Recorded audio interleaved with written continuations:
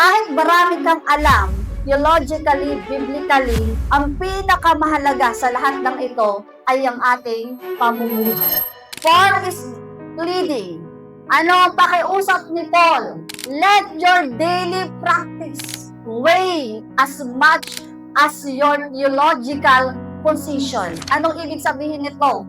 Mahalaga na mayroon tayong alam sa salita ng Diyos. Tama. Mahalaga na alam mo, kilala mo si Kristo na siyang nag-alay ng buhay para bayaran ng ating kasalanan. Tama.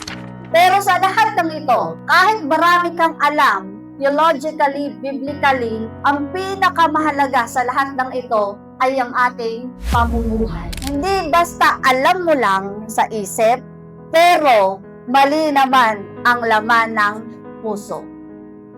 Sabi nga, kung anong laman ng puso nakikita sa gawa, lumalabas sa bunganga.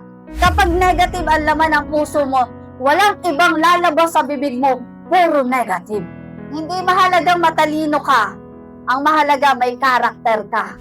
Mas nagmamatter ang ugali kesa galing. Okay ang may skill, but most importantly, mas okay ang may attitude.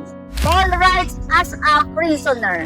Imagine, hindi itinaas ni Apostol Pablo ang kanyang sarili. Alam niyo po ba na si Apostol Pablo ay kabilang sa mga may royal blood? Walk worthy. Yung bagang may karangalan. Yung hindi mayabang. Ano yung posture of the worthy walk? You walk worthy, you walk with humility. Yun yung postura ng paglakad ng may dangal sa harapan ng Panginoon. Gentleness. Yung presence mo, nagbo-growth ng peace. Ano pa? Number 3, with patience. Hindi lagi nagmamadali. Pag masyadong mainitin, relax lang. Hindi mo kailangang pangunahan ang plano ng Diyos sa buhay mo. Kasunod, bearing with one another in love. Kaya mo bang mahalin? Kahit minsan nakakasuray ang kasama mo sa trabaho, kasama mo sa school, kasama mo sa ministry, kasama mo sa bahay, kaya mo bang mahalin? Tandaan nyo, to bear one another in love.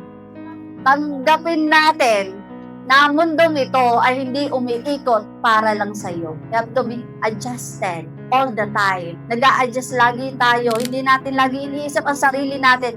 Pag kasi the more na iniisip mo ang sarili mo, nag-i-invite ka ng negativity sa buhay mo.